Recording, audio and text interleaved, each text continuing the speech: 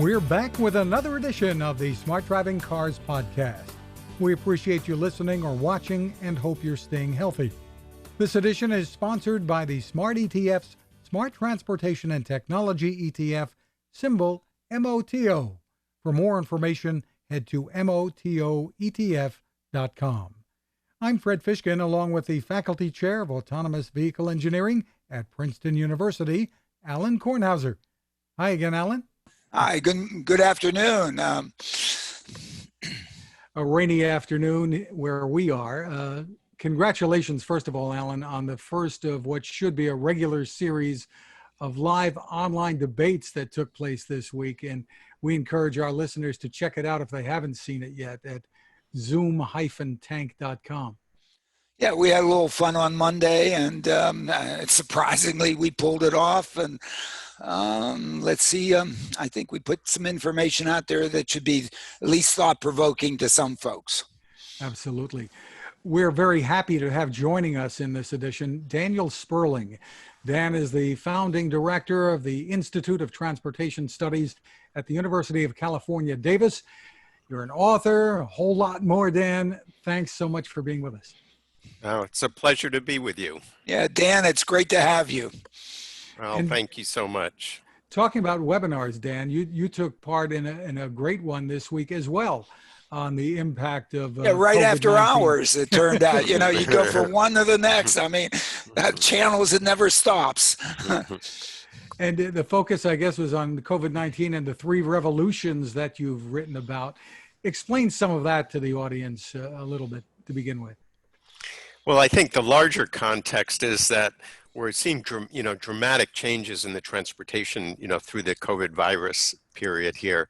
And so we see transit in free fall. We have, large reductions in vehicle use, large dramatic reductions in flying, and also ride hailing and scooters. And so the one thing we see going up is bicycle use. And I'm an avid bicyclist, so I'm happy about that. But the big issue that's cutting through all of this is this idea of sharing, and that was the theme of the conversation.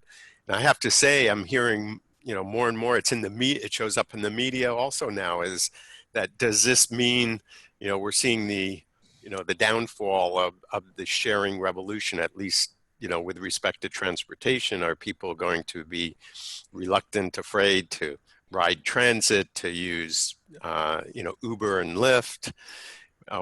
Where does how is this going to play out? And I think that's the big question. And some of the bike increase that you talked about might be too that there are fewer cars on the road, because it's been dangerous for cyclists for a long time now. Yeah, we're actually seeing cities closing down some of their streets to cars because there's less car use and there's more biking. And so that's actually one of those little, from my point of view, from a sustainability perspective, one of those silver linings. Maybe this is a time where the policymakers and people will really double down on increasing infrastructure, safe, protected infrastructure for bikes. We'll think about ways of how to encourage these other more sustainable modes of travel. Yeah, I think that's really important. While I was running this morning, I was just thinking, we have this Witherspoon Street in Princeton.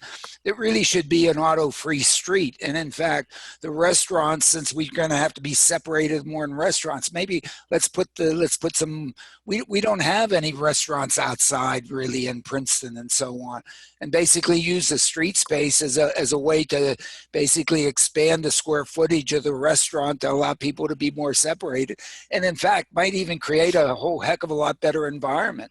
So there are all these sort of little things that we might be able to do that we've given to cars that just have free access to anything, that in fact the space could be much better utilized. Maybe, at least we should think about it.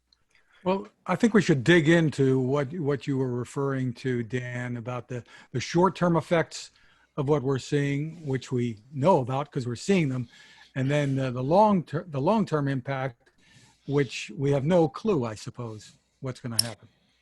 Yeah, let me add a little more context. So I've become a policy wonk in recent years.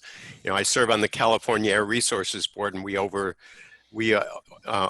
all of the transportation policy related to greenhouse gases.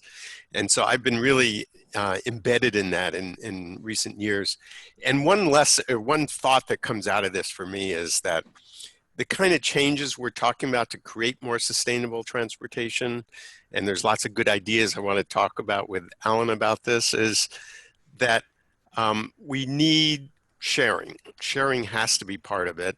And these other modes have to be a central part of this future. And so I think the role of policy now is to look at the trends that are going in the right direction, from a sustainability perspective, and to accelerate and accentuate those, like Alan was just talking about a moment ago, and at the same time to mitigate some of the what we'll call negative ones, again, from a sustainability perspective. So it really is this idea of sharing.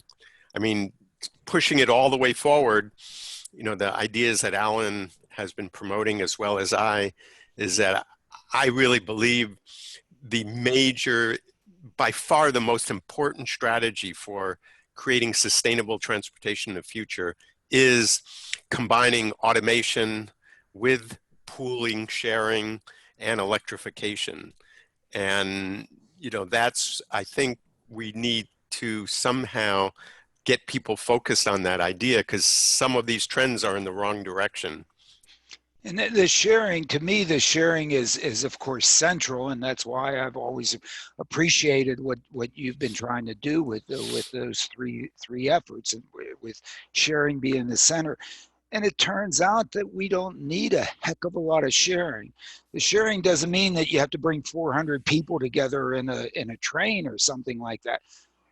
What we've ended up having with respect to our mobility is that, for a few places, there are opportunities to pack a lot of people together and so on and so forth, and we've done that.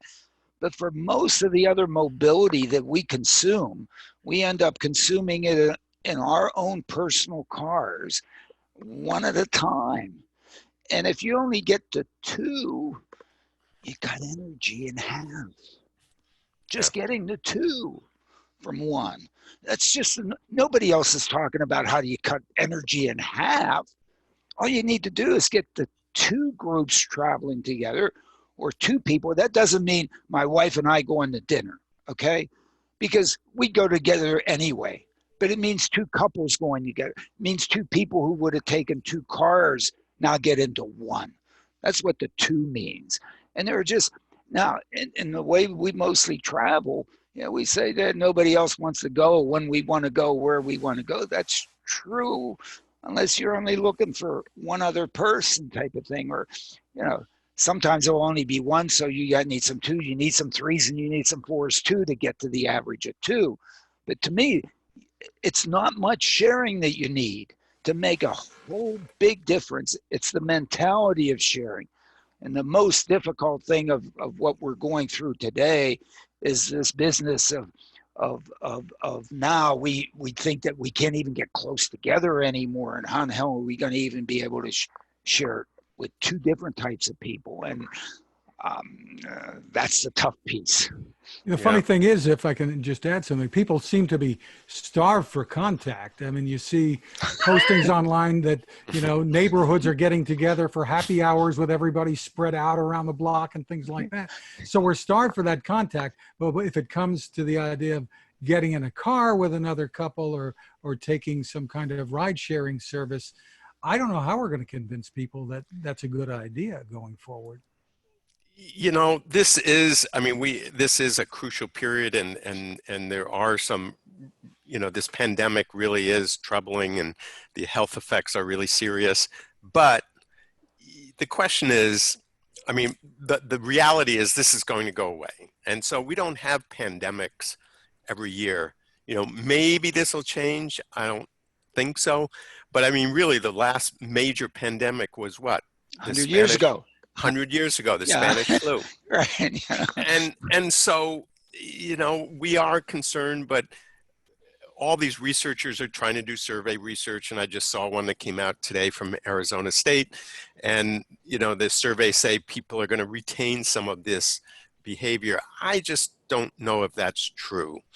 I just think that even in 6 months, a year, 2 years, are people really going to be reluctant to sit next to someone? I mean, after all, in airplanes, we're going to have to no matter what. Although I saw United now is blocking the middle seats on their flight. Dan, that makes you 1 foot apart. Dan, unfortunately, I agree with you 100%. This is no way to live. Yeah. This is no way to live. In fact, if this is what humanity is going to be, as I've been saying, we better go to the next humanity generation because in some sense, this is no way to live. Okay. And, you have cooties and I can't get near you. I mean, we've got to figure out a way to protect ourselves. We're risk takers. Life is not worth living without taking risks. Really. I mean, if there are no risks ahead, why bother? I mean, it's sort of the way I look at it. And I think we are going to get back, and we're going to say this was. You mean I can't kiss anybody on the cheek anymore? I mean, are you really? We're not going to shake hands. I mean, maybe I don't know. Go ahead.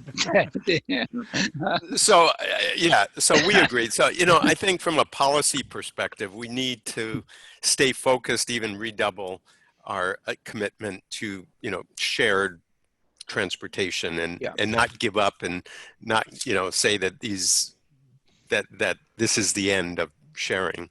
I mean, this is the key to transportation. And, I know Uber and Lyft, they dropped their pooling services early on, because of concern.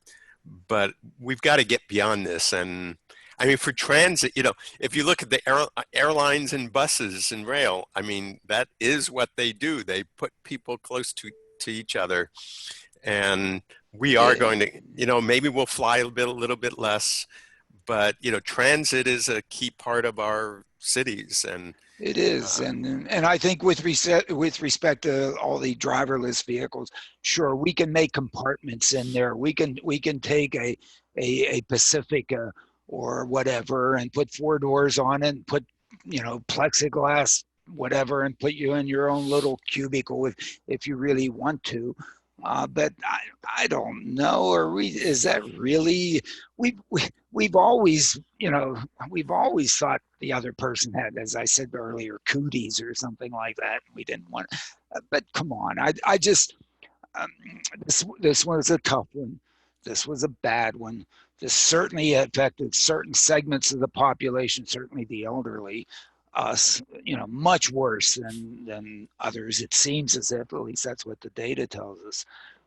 But in a sense, we got to get beyond it. It's just no way to live. Otherwise, we need Darwin to come in here and get the 7 billion out of here and get a new 7 billion in here that could somehow put up with this stuff. But I don't think we can put up with this. Well, it's not just transportation, because everything you can think of. I mean, Broadway theaters, movie theaters, et cetera, they can't stay in business if they can sell every 4th seat. No, it doesn't work. We can't afford it.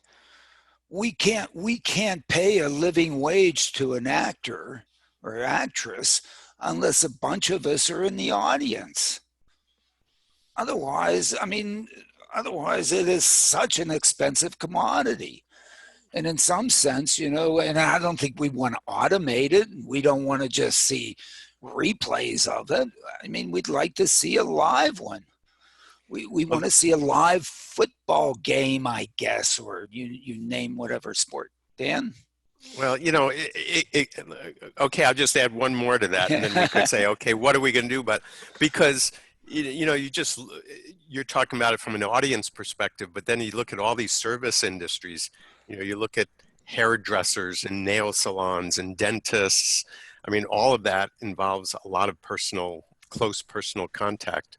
So, we've just got, at least those of us that are optimistic by nature, and have some influence on, the debates and the discussions, we really need to make sure that we don't allow this discourse that of isolation going to, continue forever.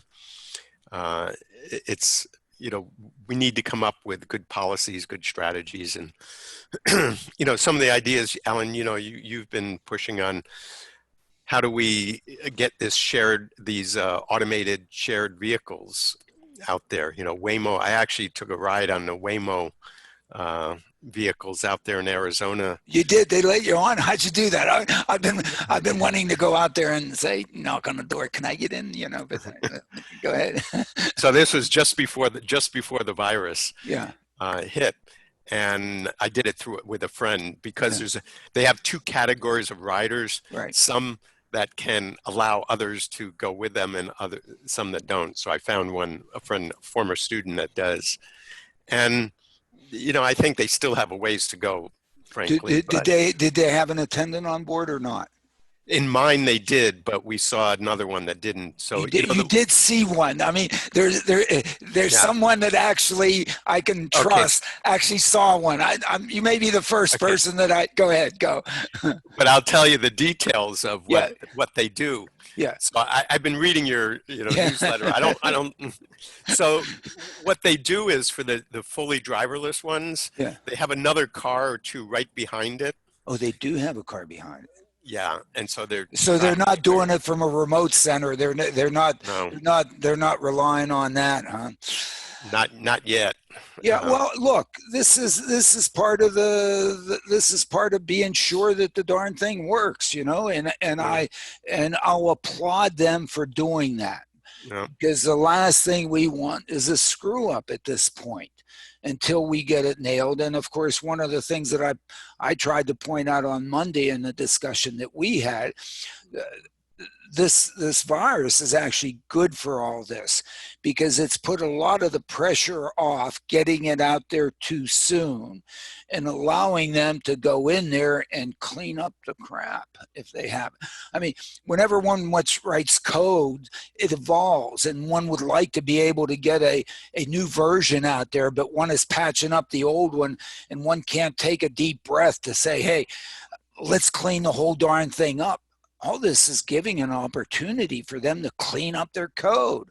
And all the people that are, out there writing the code, I mean, they're probably like pigs in poop, this is the greatest thing that ever happened to them because, they can just sit there and write code 24/7 or stuff. So, or say, I don't have a deadline? Whatever, but this is, to me, I think this is in some sense really good to allow them to get to the point in which this stuff is actually good enough so that they can take the risk of putting it out there and the value is much greater than the risk that they're taking.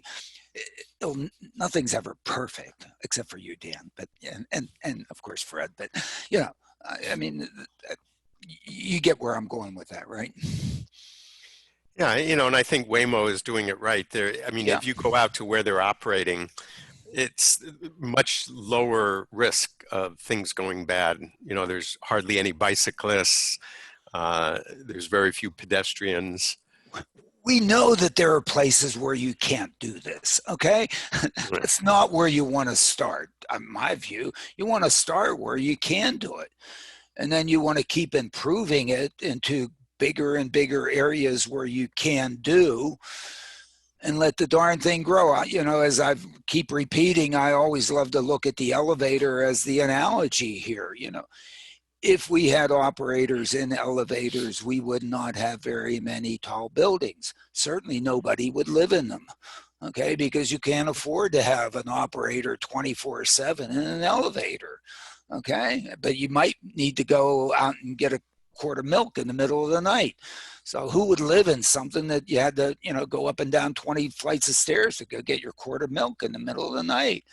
So the fact that those elevators are automated and available mobility machines just waiting to move you up and down, not really caring how many of you are going to show up, 1 or 2 or 4 or none.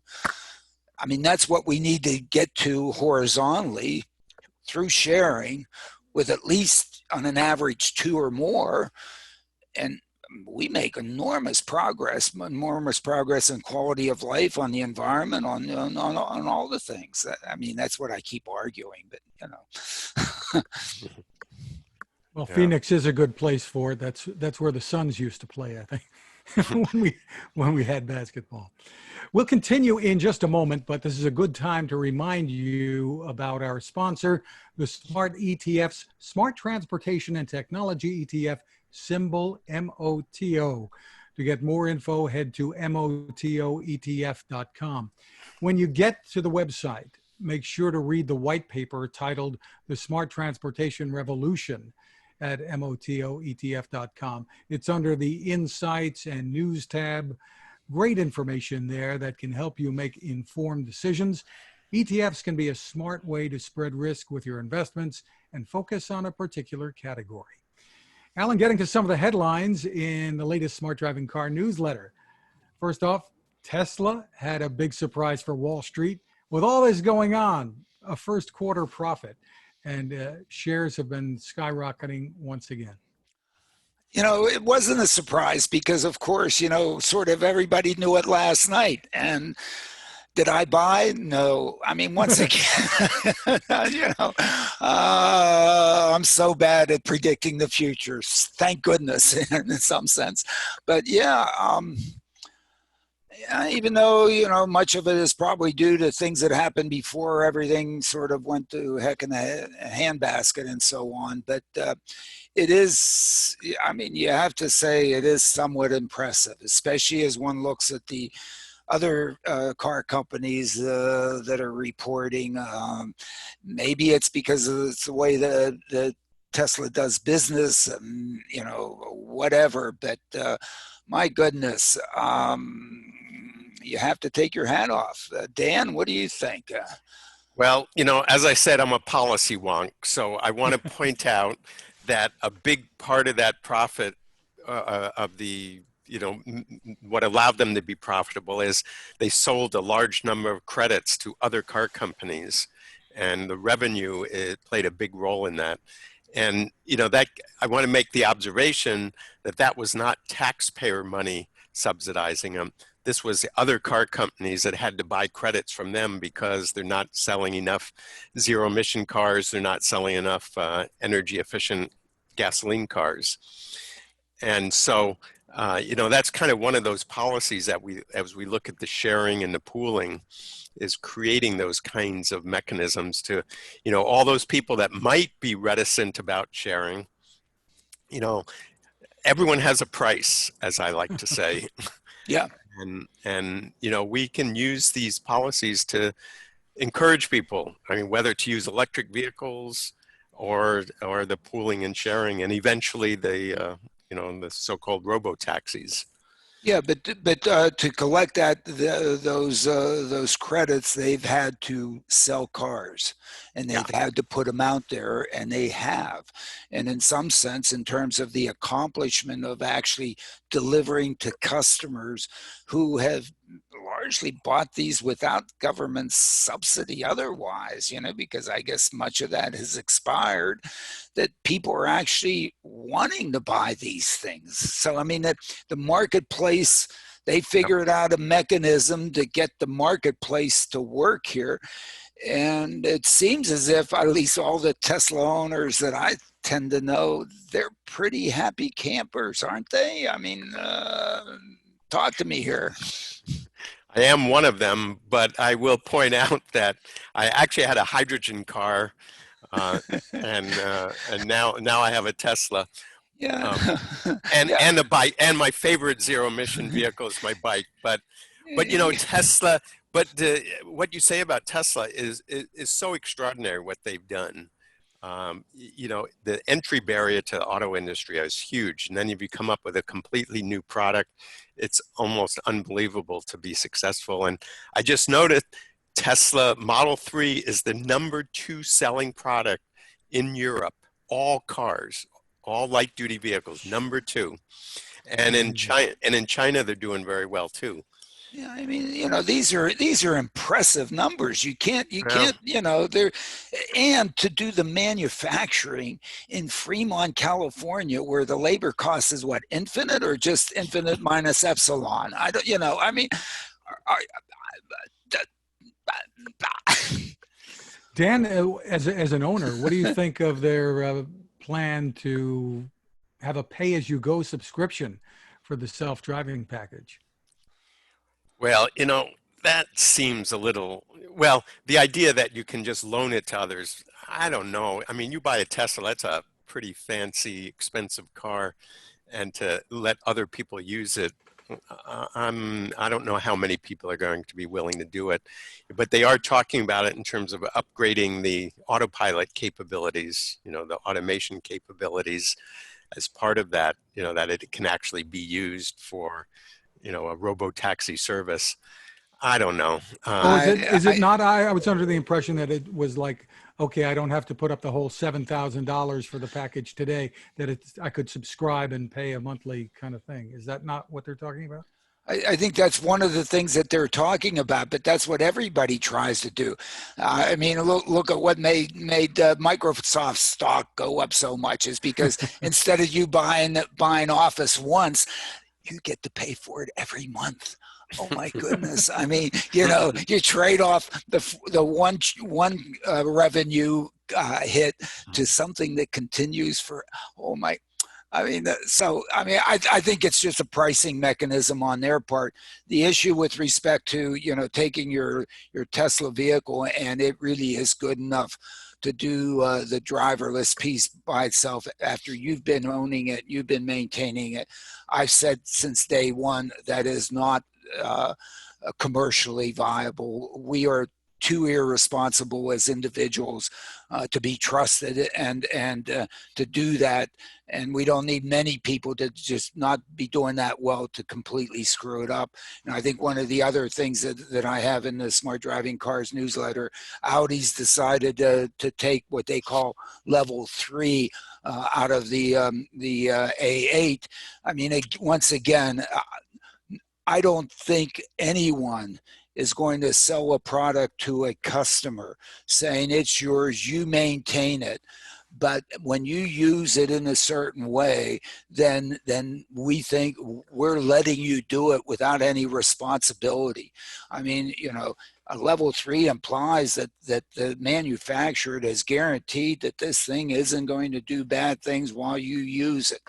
Oh my goodness, it's been in your possession, you've had it, and now you're going to ask me to guarantee that in fact this is going to work. They'd be dragged into so many litigations, they can't hire enough lawyers. And so that's not a viable business proposition by them. That's been my view on level 3, just not viable. So let me try out. You're the guru, Alan, of the automated driving car. Maybe. Let me tell you my experience, and I think it's going to prevail. And that is that when the adaptive cruise control, I love it, and I use it for long distance driving. It eases stress, but going from that to the the autopilot, let's say the Tesla autopilot, which is basically adding the steering to it, automated steering, it doesn't add that much value to me, because I still want to be alert. You've got to be. You don't only want to. You have to. Okay. Have to be. You must. There's no. Irrespective of what Elon tells you, you must. Go ahead. Okay. So I think the adaptive cruise control it brings so much value, and and as you've always argued, the emergency braking, perfect that, and you've got much of the package. For the vehicle that I own, that I have, absolutely. The ability, you think you're going to give me the ability to hop in the back seat and do whatever I want in the back seat while this thing goes down the road, and you're going to be, that one's not going to happen. Not in something that I've maintained. Now, if it's something you've maintained or the fleet is maintained and made sure and is providing the oversight and is doing, then of course I think we're going to have elevators without elevator attendants. We're going to have driverless vehicles without attendants. Yeah, but it's going to be a responsible entity who sits there and makes sure that that is. It's not that you're not irresponsible as a consumer, but you know, we take shortcuts. Are we not going to change the oil? Well, everybody else obviously in the industry is noticing what Tesla's doing. You have in the newsletter that story about the leaked internal communications from VW. It shows them admitting how big of a lead Tesla has with software and the autopilot. I guess it's no surprise here. Yeah, I mean, it's sort of, look, the over-the-air updating for them to get that to work, the data that they've been collecting on those cars in terms of the performance, where they know, and I've been wanting them to release the data to me, I'd do it for free to figure out. They know where the unsafe places are on the roadways. They know where their system doesn't work. They know, they have experience on driver behavior in the gazillions. They know what makes these things crash, what makes them avoid pedestrians. It's all in the data, that ability. I mean, I don't know, Dan, if you ever dreamt of being able to capture that extensive of a cross section of data about all this. Yeah, but holy mackerel, that is so valuable, not only to them, but to society. They should be putting it out. They should be helping states, saying they knew where Wang was going to hit the end of the damn Jersey barrier. Why? Because the damn paint was no good there. I mean, who hit the barrier before? It was a human driver. Why'd they do it? Because the paint wasn't good. They didn't know where in the heck the lane was, probably, or at least that's what I'll say. And they know this, and they should be sharing it, and it'd be nice if they did. I guess maybe they want to. I don't know that they've been asked. There's a lot of societal value. Dan, jump in here. What are your thoughts on all this? You're an owner. Well, yeah, I of course, I love so the other thing I did is I took a year off. After my lease ran out on the hydrogen car, I just was without a car for a year, partly for professional experimentation, partly for personal. And I just found I love being chauffeured. And so I'm really looking forward to these automated shared cars, because I think there's going to be many of us that are going to embrace it as soon as it becomes available. Look at what happens in an elevator. You need to go up to the 14th floor. You walk, you find where they are. With some trivial whatever, some door opens, you get in, stays open. Somebody else might get in. It takes you there. A door opens, you get out, and you forget about it. I mean, think of the mobility aspects. I mean, it's just like wonderful. You've gone from A to B with no hassle. And the people who pay rent on the 14th floor, you know where that rent went? To be able to get you there. And that's why it was free. Because if it wasn't free, you wouldn't have gone to the 14th. And all those things. Why isn't that horizontally? And to me, that's the new transit. That is the true that is the mobile places where there are a lot of congestion. Yeah, put a lot of people in, but most of our trips of the 1.2 billion every day, 90% of them are this onesie twosies. Let me put in a small plug here. Sure. You bring back transit, and this goes back to that webinar we did a few days ago. Is that we need to, or the transit operators who are in deep trouble. They were already suffering, and now they're on the verge of complete collapse, and the funding for them, public funding as well as the fares, is all shrinking. So I think that the secret in the near to medium term, and that goes back to what you were asking earlier, Fred, is how do we bring together some of these mobility service companies, these TNCs, Lyft and Uber and Via, and integrate them better, or at least partner them better with our transit operators, The transit is providing service in a lot of these suburban areas where it's hugely expensive, be much cheaper, and provide much better service if they were contract. I think what really the mechanism I see is for them to contract with the Vias and Lyfts and Ubers to provide some of these services that, it can be for low income riders, it can be people that need to get to health care. And I saw Via just is signing a few contracts where they're transporting healthcare workers. And so I think there's a lot of opportunities like that, and it'll set the foundation for, this longer vision that, you and I, Alan, are hoping for. Absolutely, and I think I consider it as an interim step. And the reason why it's interim is because at the fare levels that we have in Uber and Lyft today, it's not a living wage for the people that are doing it, and it's certainly not a union wage, and it's certainly not a union workforce sort of thing.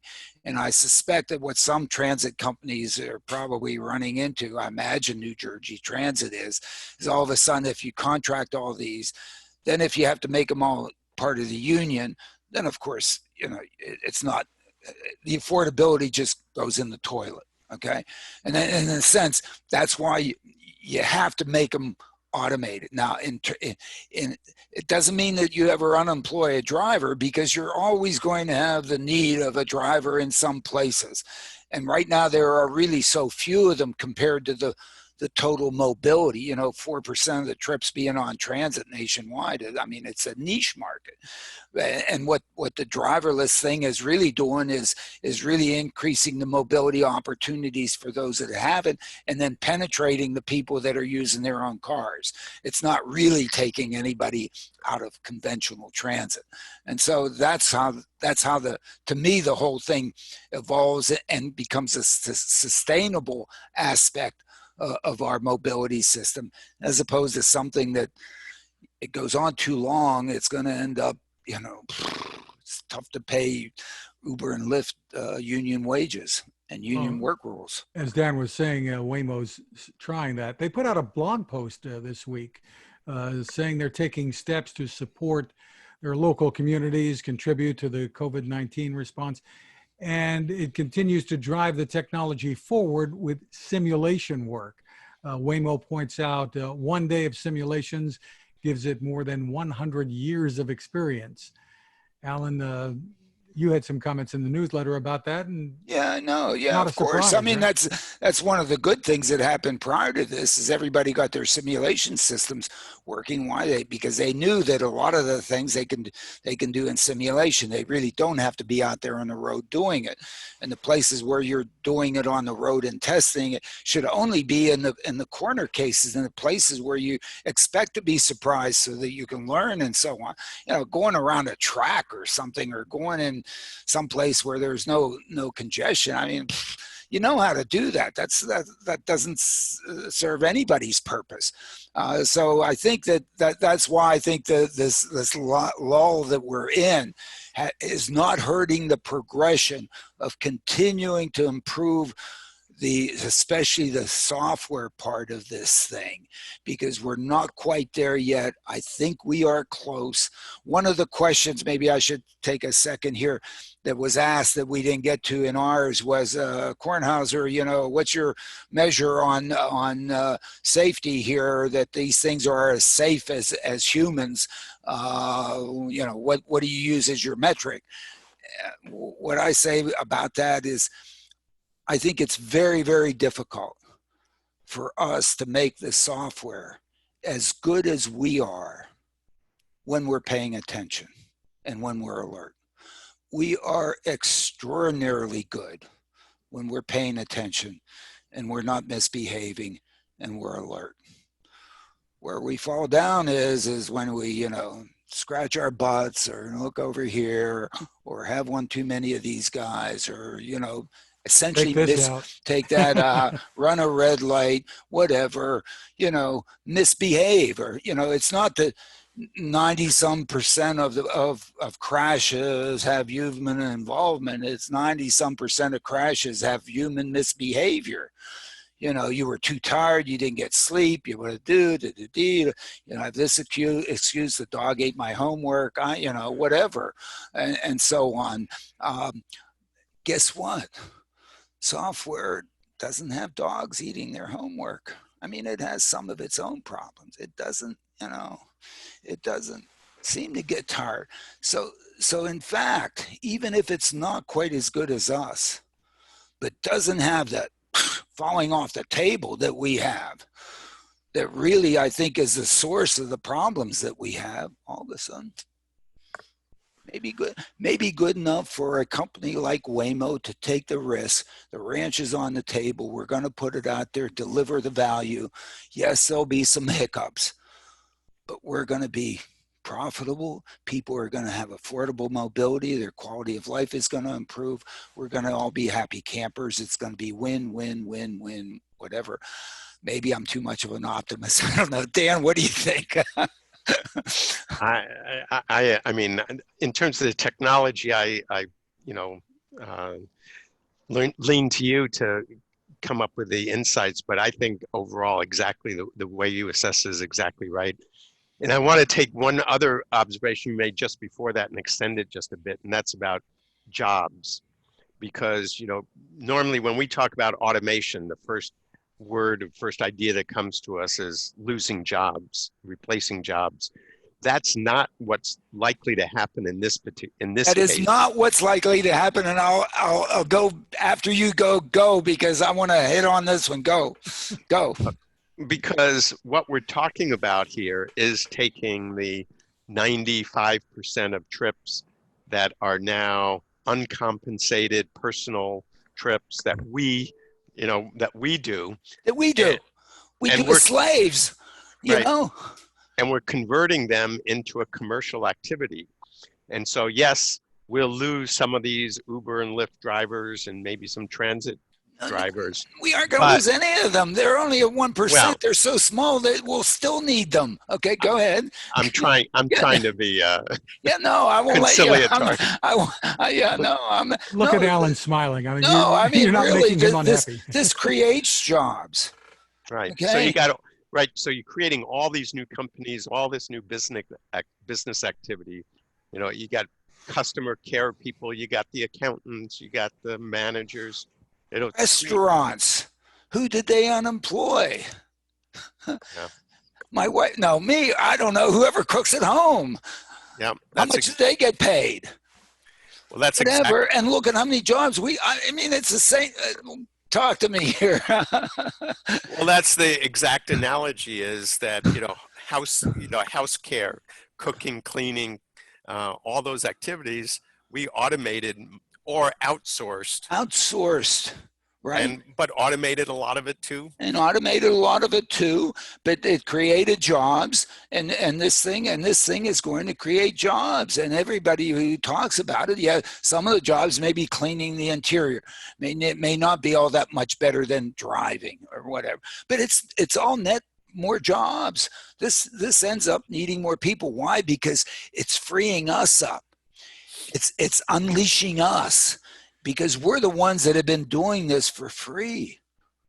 I mean, how did the auto industry ever convince us to do this for free? Okay. Oh yeah, you're gonna love it. Oh, well, I guess they told us to misbehave. That's why we love it. I don't know. Talk to me here.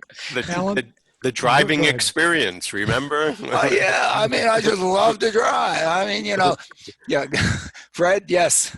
Well, I was going to say, in contrast with Tesla, which we talked about earlier, Ford this week not only reported a loss of $2 billion, they also announced they'll delay plans to launch an autonomous vehicle service until 2022 instead of 2021. Ford and Lincoln have also canceled their planned Rivian-powered electric SUV. So you can see the direction of the company. There's direction. I think delaying Ford Argo to 2022. I'm happy that they haven't stopped it. At least they see that remains to be a potential opportunity for the company, and so I of course applaud them announcing that it's going to take a little bit longer. To me that's not a big deal. In fact, being more responsible in bringing it out properly and making sure that we don't have a complete screw up in doing it. We can't have another Elaine Herzberg situation, that hurt so enormously to have that one. We've got to be more responsible to that. And I keep saying that the only reason we had the Elaine Herzberg thing is because Uber's out there, loose cannon on the deck. They were out there trying to do stuff. How can you have a vehicle out there operating outside of its operational design domain, which is maximum 40 miles an hour, and not have automated emergency braking working when the damn system saw something that it shouldn't be hitting 6 seconds before it hit it? Cut it out. You fail. It's not even a student project. Never mind. Alan, my wife says that I owe you a big thank you. Your unrelated illness kept us from our plans to podcast from CES in January. Now there's reporting from the Mercury News and elsewhere that the coronavirus was circulating there, and some attendees have tested positive for antibodies. Gosh. Yeah, whatever. We've sort of suggested that, for a while. You bring 200,000 people from around the world in one place, and some of them are coming from a place that maybe you had this. What the heck stopped it there? And if you start it there, how that then, geez, those people then went all over the darn place. So, I don't know. But anyway, that's. Who knows? Whatever. What we really need is we need a vaccine.